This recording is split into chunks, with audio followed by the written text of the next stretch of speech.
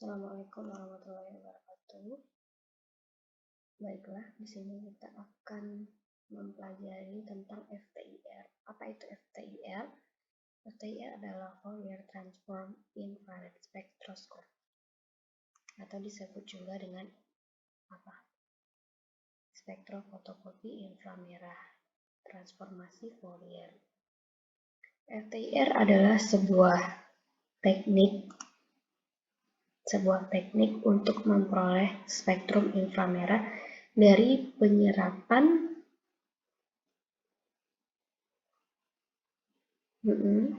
atau emisi zat padat. Ada cair atau gas. Jadi di sini dia penyerapan emisinya melalui zat padat, cair atau gas. Secara sederhananya, prinsip kerja FTIR adalah untuk mengidentifikasi senyawa, mendeteksi gugus fungsi, dan menganalisis campuran dan sampel yang dianalisis. Umumnya, FTIR lebih sering digunakan untuk mengidentifikasi senyawa organik, baik secara kuantitatif maupun kualitatif. Pada riset kuantitatif, FTIR dipakai untuk mengetahui konsentrasi analit dalam sampel. Sedangkan FTIR pada riset kualitatif dimanfaatkan untuk mengidentifikasi senyawa dan gugus-gugus fungsional yang terkandung dalam suatu senyawa. Dapat dilihat pada slide, ini merupakan rangkaian gambar dari FTIR itu sendiri. Ini alatnya, kemudian ini monitornya. Nanti di sini diletakkan sampelnya, gitu. Kemudian ini ada berupa kasus atau problem. Bagaimana Anda dapat mengetahui bahwa suatu sampel merupakan senyawa tertentu? Misalnya, karbohidrat. Bagaimana Anda tahu kalau dia itu karbohidrat? Kemudian vitamin C. Bagaimana kita tahu kalau dia itu vitamin C, glukosa, ataupun mineral yang ada di bumi, silikat, aluminat misalnya, dan yang lainnya. Apa yang membedakan antara senyawa-senyawa ini, antara karbohidrat, vitamin C? Apa yang membedakannya? Yaitu tadi, kita dapat mendeteksinya dengan FTIR tadi. Karena setiap gugus fungsi senyawa ini dia berbeda-beda. Oke. Nih. Oke. Lanjut. Ini merupakan panjang gelombang dari infrared. Dia terletak pada 10⁻² panjang gelombangnya. Kalau panjang gelombang itu lambda, ya. Ada radio, microwave, kemudian infrared, visible, ultraviolet, X-ray, dan gamma ray.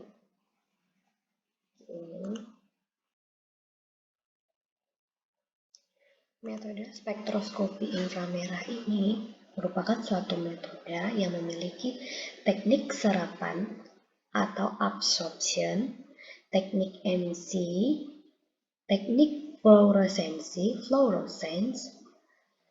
komponen medan listrik yang banyak berperan dalam spektroskopi umumnya hanya komponen medan listrik, seperti dalam fenomena transmisi, pemantulan, pembiasan, dan penyerapan. Begitu ya, paham ya? Kemudian penyerapan gelombang elektromagnetik dapat menyebabkan terjadinya eksitasi.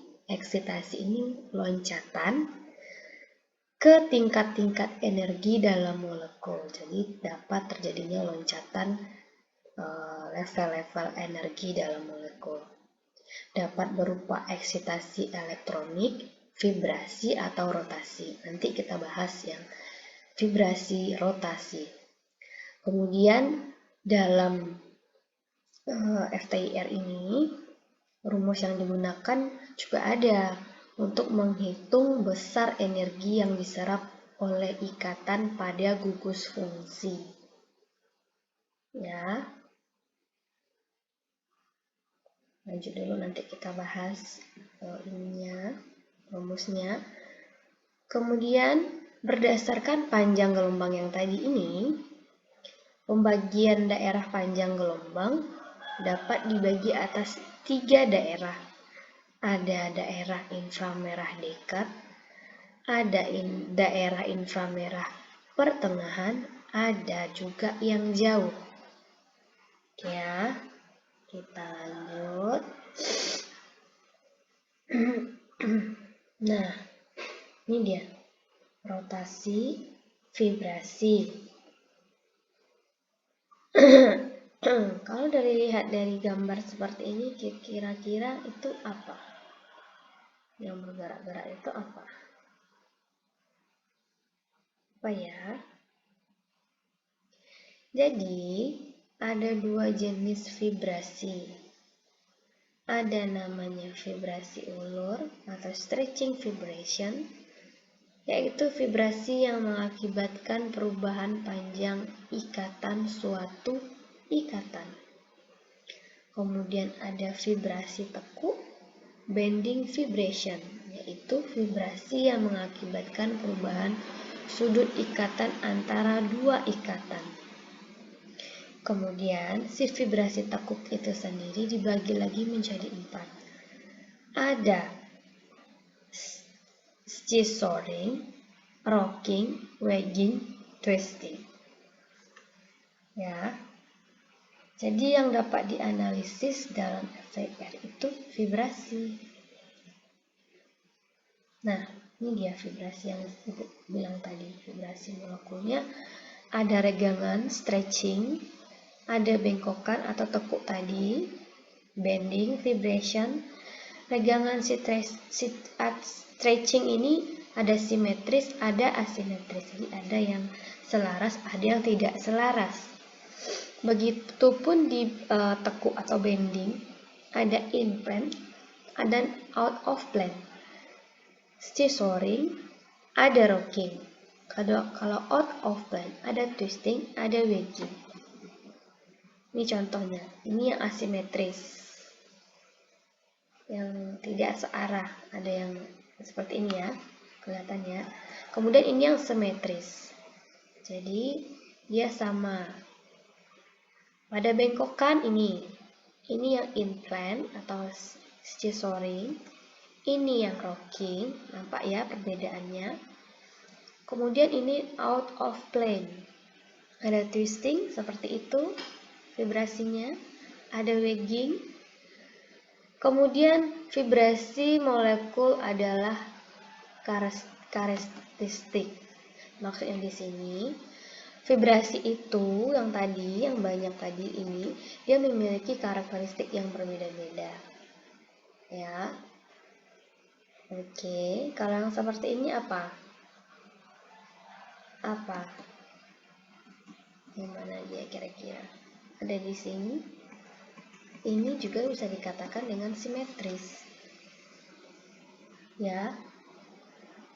Bisa dihubungkan dengan gaya Pegas. Berarti gaya Pegas ini merupakan simetris. Ada juga hukum dalam infrared ini, namanya hukum Hooke. Ini rumusnya. Coba cari hukum Hooke itu apa.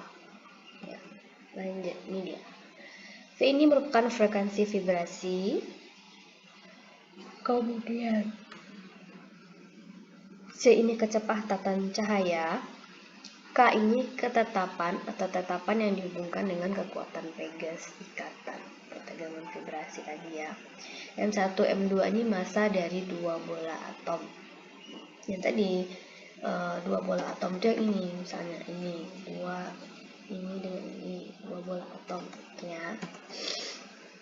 Kita lanjut. Ini prinsip analisis dengan FTIR. Coba dilihat-lihat dulu bagaimananya. Ini merupakan prinsipnya ya.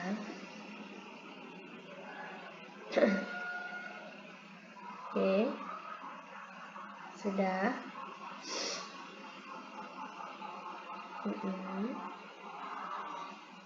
Lanjut. Prinsip kerja dari FTIR ini. Pada umumnya FTIR hadir dalam beragam jenis model dan bentuk. Secara spesifik, tiap model FTIR tentu punya cara kerja masing-masing. Masuknya apa? Mungkin ada FTIR keluaran 1, FTIR keluaran 2, misalnya label mereknya ya. Namun secara umum prinsip kerja FTIR ini tidak jauh berbeda dari satu dengan yang lainnya. Hal utama yang menjadikan prinsip kerja FTIR adalah interaksi antara materi dan energi.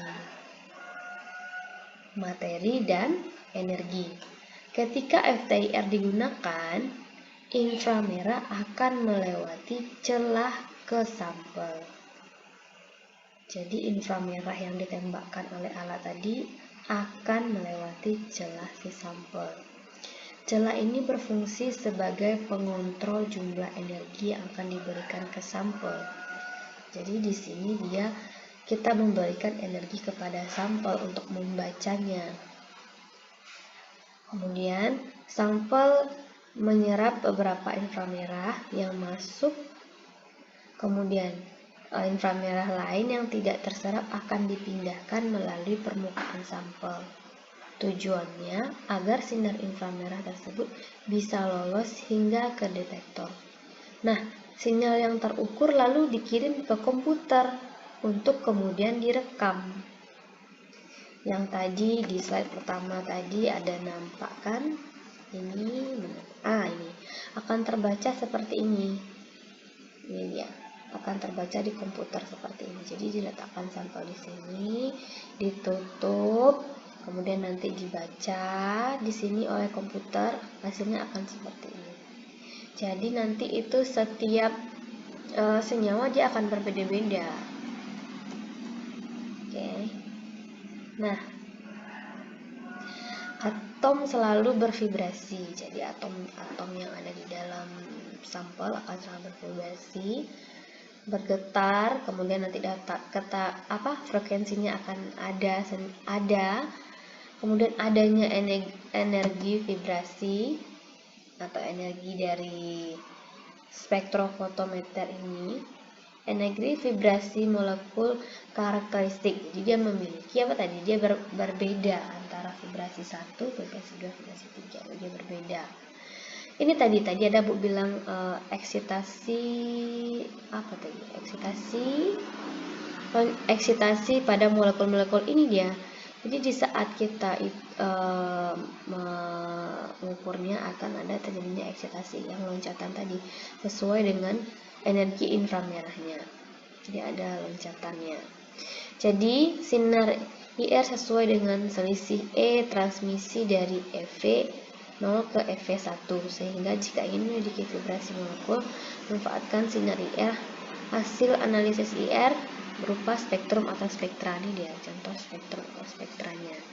Ini contohnya ketosan, ya seperti ini, dia punya spesifik. Ini merupakan puncak-puncaknya. Dia berbeda ini, setiap puncak ini apa, mana yang CO, mana yang ini, begitu. Oke, kita lanjut dulu, nanti kita bahas misalnya seperti alkana. Alkana itu CH, dia di daerah serapan 2850 sampai 2960. 2850. Di sini ada nggak 2850 atau di 1350 sampai 1470 juga alkana itu. Kemudian alkena itu pada serapan 30.020, 3080 di daerah sini berarti alkena dia. Kemudian CH aromatik ada lagi.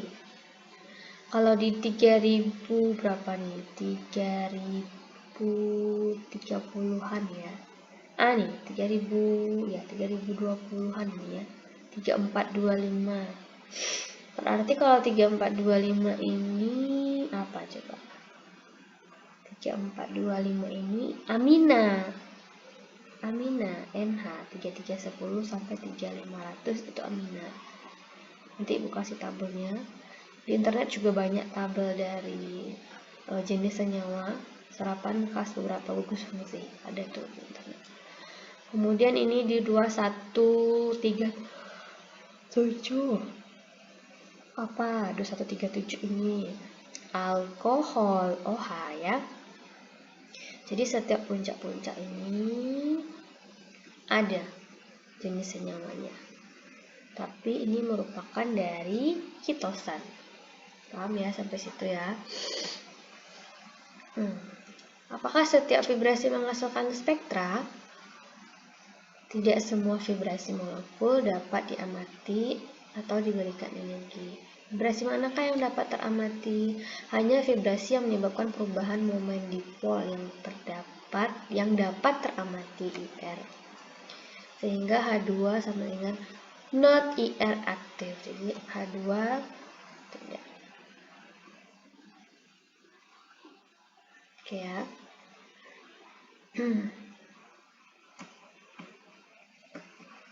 Nggak bisa diklik.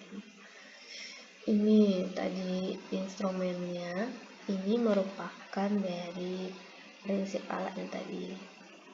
Jadi dia itu ditaruh sampelnya, sampel, kemudian nanti dia dikasih infrarednya. Nah, kemudian IR detektor. Monokromotor itu adalah untuk pendeteksinya, untuk penglihatannya. Dia ada yang pantauannya, bagian pokoknya sumber sinar ya. Kemudian monokromator, di monokromatornya, kemudian detektor itu pembacanya. Cahaya dari sumber yang dilewatkan melalui sampel dipecah menjadi dua frekuensi. Ada frekuensi individu, ya. Ada frekuensi individu.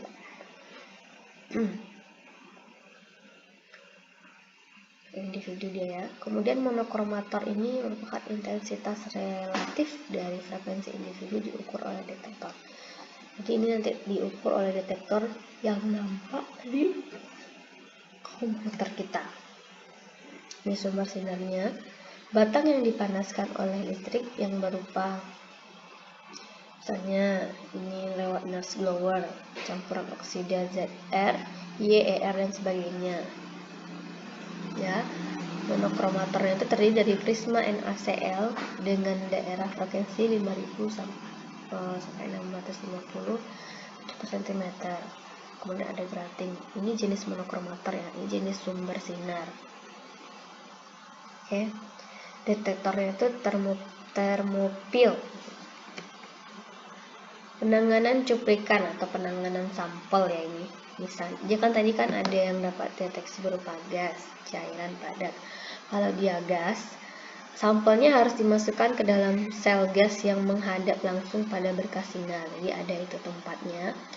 Kemudian kalau yang cairan dia begini, menempatkan cairan tadi sebagai film tipis di antara dua lapisan NaCl yang transparan terhadap inframerah. NaCl harus dijaga tetap kering. Nah, untuk spektra di bawah 250 cm digunakan CSI dan cuplikan atau sampel yang mengandung air digunakan CaF2. Jadi dia berbeda-beda. Kalau misalnya dia mengandung air digunakan CaF2. Misalnya seperti ini. Yang mengandung air itu ya CaF2 itu kan ada airnya. Kalau NaCl kan tidak ada airnya walaupun dia larutan juga. Diletak di kaca preparatnya, itu ada kaca preparatnya, itu dia akan mengeringkan sendiri. Cuman kan dia berupa cairan, jadi dia akan kering kita letak di kaca preparat itu. Kemudian yang padat, misalnya pelet KBR. Sampel ditumbuk dahulu, dihaluskan sampai kira-kira 0,1 sampai 2% berat dari si pelet KBR yang akan kita ukur, yang akan kita analisis, ditambah KBR dibentuk pelet. Kemudian mul. Sampel dicampur dengan setetes pasta atau parafin cair. Jadi kita letak di kaca preparatnya sampai langsung ditumbuk, dikasih mul atau cup air berupa air gitu, parafin air. Jadi kan dia si bubuk tadi melengket ke kaca preparatnya. Nah, film atau lapisan tipis itu merupakan kaca preparat tadi ya, maksudnya lapisan tipis dicuplikan dilapiskan pada kepingan NaCl. Begitu.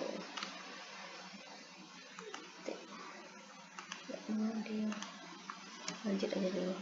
Cara analisis spektra IR, perhatikan dipusatkan pada penentuan ada tidaknya gugus fungsional utamanya. Jadi gugus fungsional itu ada CO, OH, N dengan NH, CO, ada C ini apa? Ini alkena. Kalau C dengan O ini apa? Yang kedua, aldehid, keton, asam karboksilat. Belajar kan di kimia organik. Kalau OH ini apa? Alkohol. Kalau NNH ini apa? Cari tahu. Amina kah dia? Apakah dia? Oke. Kemudian CO apa? Alkohol, ester, asam karboksilat. Kemudian ini rangkap 3 yang namanya.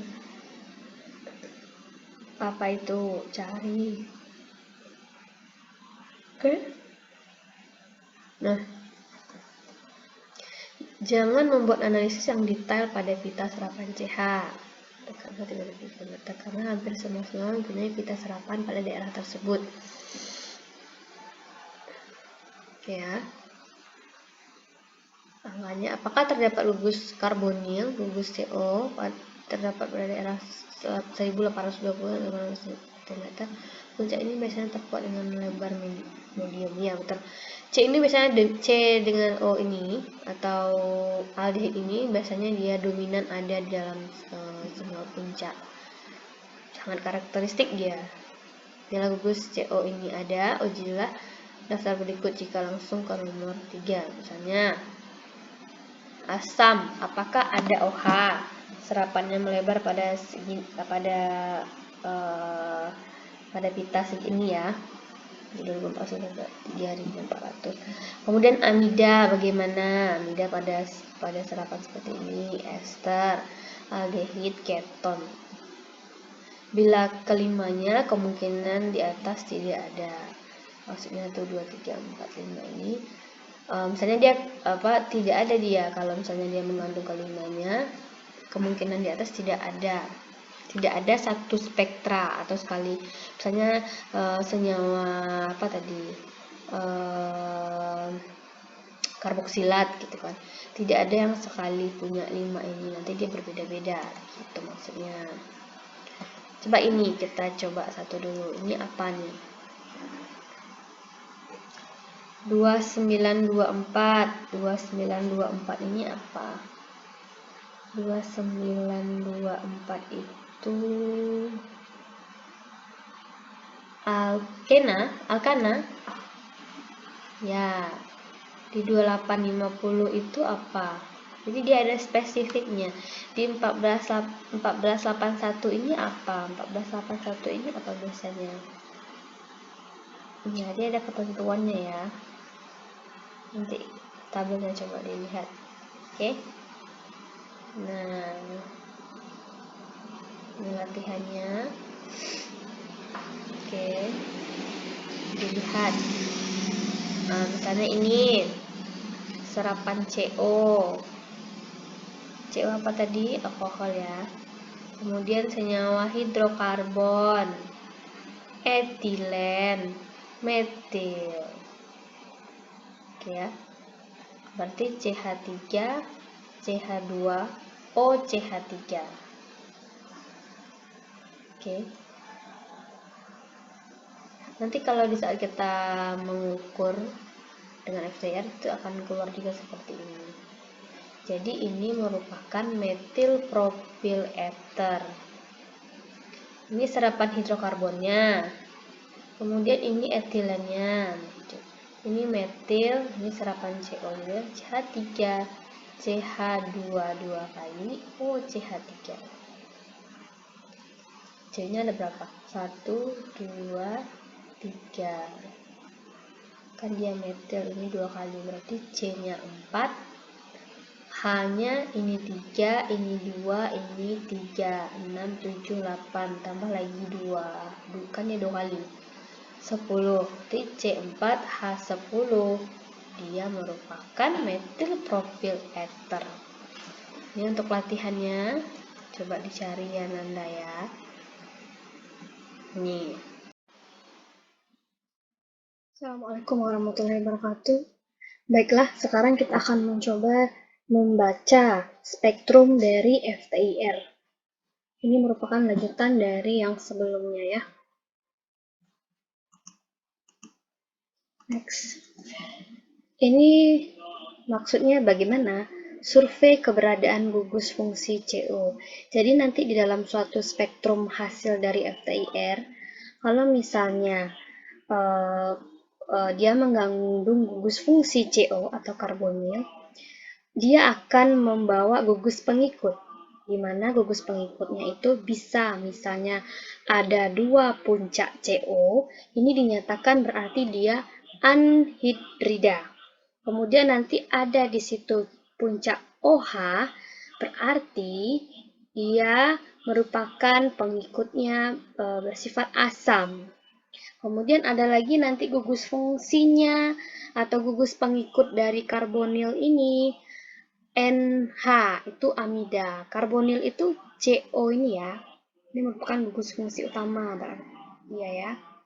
Kemudian ada lagi pengikutnya CO atau disebut dengan ester, berarti dia ada pengikut ester. Ada lagi CHO, berarti dia aldehid.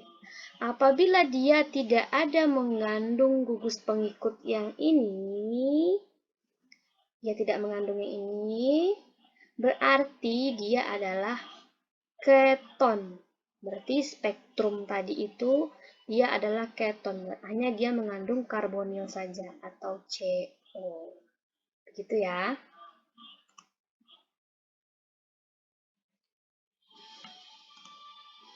Nah, bagaimana kalau misalnya karbonilnya tidak ada?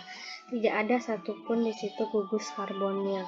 Maka dapat kita lihat gugus fungsi lain yang ada di dalam spektrum tersebut. Dapat kita identifikasi apakah dia ada OH, bahkan NH, sampai ke CX. CX ini apa? Halida.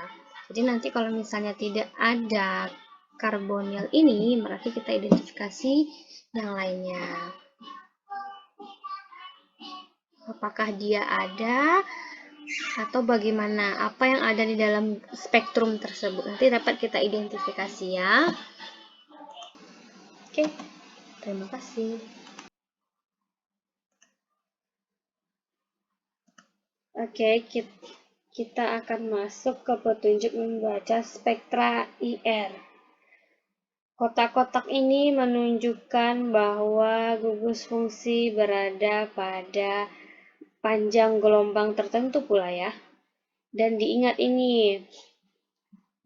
ya, jadi setiap gugus fungsi memiliki panjang gelombang atau daerah tersendiri-sendiri, seperti di gambar sudah dikotak-kotakan.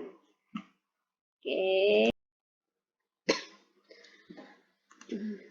Nampak di sini sudah ada spektrum. Ini spektrum yang dihasilkan oleh IR. Kemudian ini sudah dikelompokkan dari gugus fungsinya. Dapat dilihat ini merupakan panjang gelombang ya. Jadi setiap panjang gelombang memiliki gugus fungsi yang berbeda. Misalnya dari 4000 sampai 2500 kita memiliki ada 3 gugus fungsi. Ada OH, ada NH, ada CH. Tapi kenapa di sini nampak puncaknya cuma CH, Bu? Karena dia yang paling dominan di sini. Oke. Semakin tajamnya puncak ini ke bawah, menandakan dia semakin tinggi intensitasnya ya. Kalau semakin kecil atau semakin sempit puncaknya, berarti dia intensitasnya rendah. Begitu. Kemudian ini ada bagian triple bond, ini yang merupakan misalnya C rangkap 3, Cr rangkap 3 gitu ya. Kemudian yang double bond dapat dilihat. Kemudian ini merupakan fingerprint. Fingerprint itu ada yang kayak seperti vibrasi yang kita belajar tadi di awal. Ada vibrasi rocking, ada apa lagi? Vibrasi ya. Di sini dia. Oke, paham ya? Kemudian antara puncak OH misalnya dengan CH itu sangat berbeda. Kalau OH nampak dia satu saja, sedangkan CH dia ada rigi-riginya begitu. Oke ya.